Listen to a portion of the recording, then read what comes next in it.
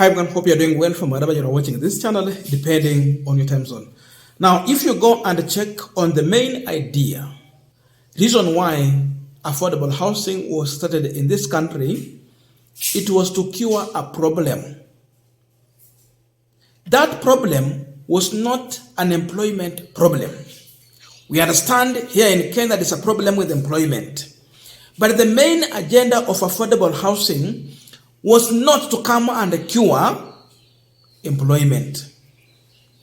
The main agenda of affordable housing was to come and help to come up with decent affordable houses in order to reduce slums in the city and across the country, so that Kenyans can live across the country in a decent way.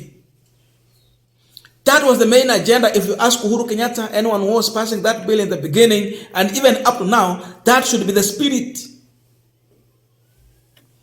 With all this, we know, somewhere along the line, at one point, William Ruto started changing this narrative. It changed from providing affordable, decent houses to Kenyans to now main agenda that Ruto is selling is that creating employment for the youth.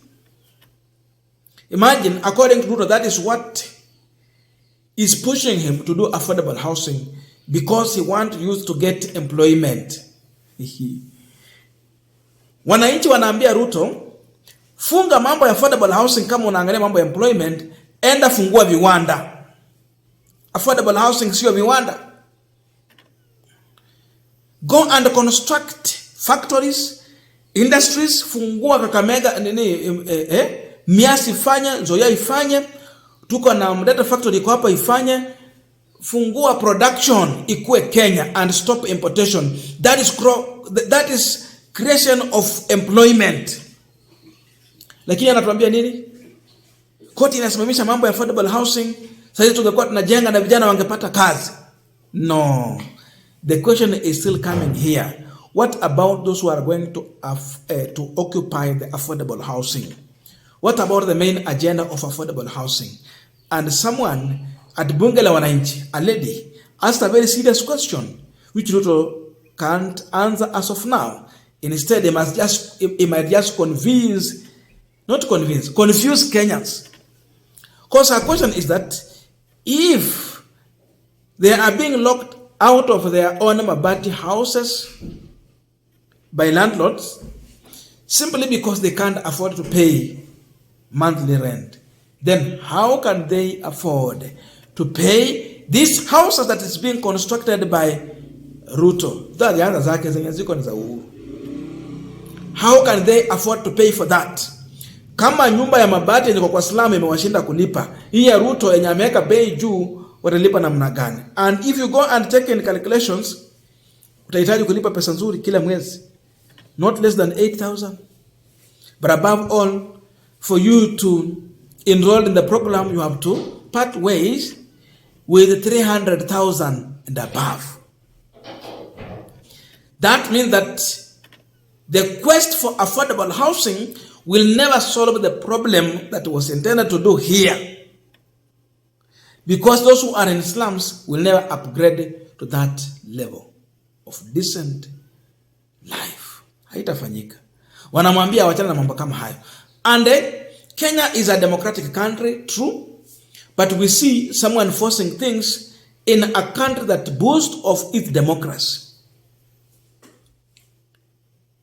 It is also being questioned at Bunge La Wananchi. Mambo ya kuingia, stories za kuingia kwa affordable housing na ukue tenant. Stories are to impose other things, like you talk about NSSF, NHIF, among others, is now becoming compulsory. I will tell you shortly how Ruto is using force to have his way in a country that is democratic. But first of all, listen to this. Now, the fact is that Ruto is imposing by force taxes to Kenyans in a country that is democratic, where people have to discuss, agree, where even it should also involve public participation, something that never takes place in this country. And To justify the statement from this lady, how is Ruto imposing these taxes? He does so because he has captured the National Assembly. How has he captured the National Assembly? Remember, Wetangula was a William Ruto's man under Kenya Kwanza administration. Besides this, we have seen how Ruto is imposing threats, forcing members of parliament to pass bills in his favor. So that now everything is being passed the way he wants. That means National Assembly can't speak their mind. If there are those who can speak their mind, they are a minority, and therefore majority will always have their way and minority their say. So the only thing that can happen in the National Assembly is for the minority who stand with Kenyans to have their say. But the majority will always have their way. And that is people whom Ruto has threatened so that they will vote in his line. Hiyo ndio mambo yamefanyika hata leo kwa National Assembly. You listen to Gathoni wa Mushomba. Then the response from Kimani Ichung'wah and how people have voted on that. Gathoni wa Mushomba was standing with the Kenyans. But the rest were working for William Ruto. So you listen to how they vote on some of the amendments that she was bringing forward. They did not vote for that. They voted against it. Just to make Ruto happy. And that's how this country is under capture, because National Assembly under capture. Captured by who? Executive. Now, the judiciary is being threatened. Ona mali tunaenda. Ndio maana wanasema sasa, hatuna kiongozi. We have a dictator who is forcing things on us. Yeah. We conclude our panel discussion. Just a quick request for those who are watching and you have not yet subscribed, please consider subscribing. To our channel, Samasa, thank you so much. And again, to all our viewers, please give this video a thumbs up. Thank you so much, and back to this discussion. Now, in all this discussion, Kenya Kwanza will never answer the question of the people living in slum area affording to stay in those decent houses, because maybe the meaning of affordable changed.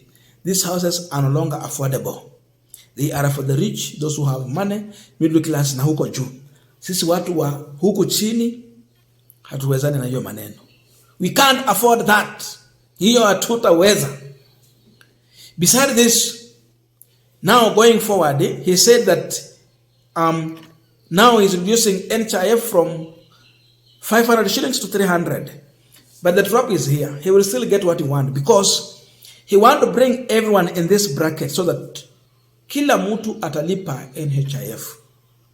She says when I change it to social national is it health fund something.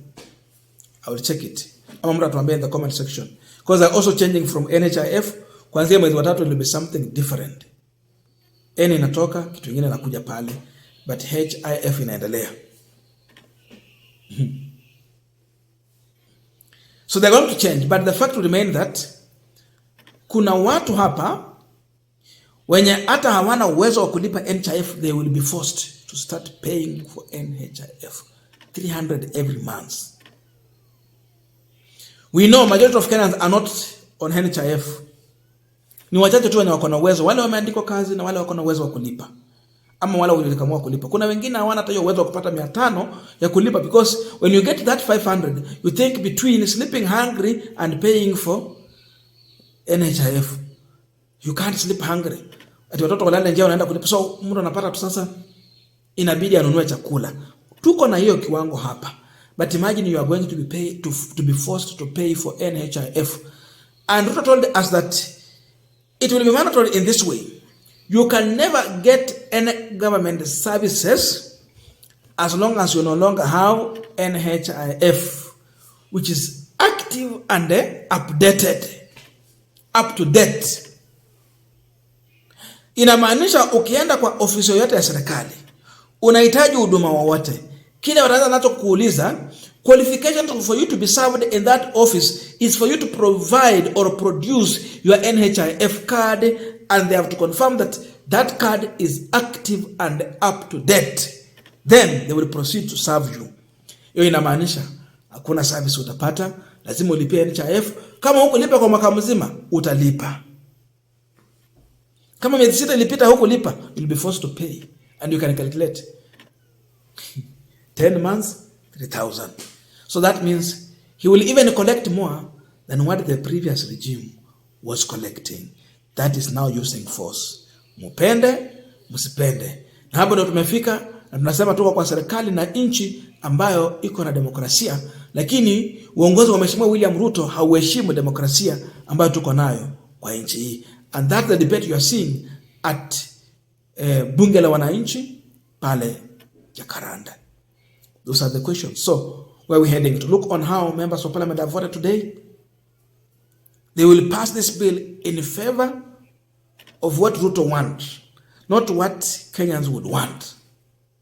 Tulisema mambo ya affordable housing, kama mnajenga mkuja mtujengee ikae kama loan, huku kwetu mtujengee kwa maboma, watu wako na mashamba, hatuko tayari kwenda kuishi huko kwa manini. No. That is now being African kwa village. Wale wako town ni sawa, mambo iko sawa kule. Lakini sisi tunakaa kwa village huko. Kujeni mtujengee kwa maboma zetu, tujue tuko na loan tunalipa pole pole. We can still pay. Nothing changes. I don't know your views, but let us know in the comment section to continue with this discussion. Thank you so much and see you in our next video.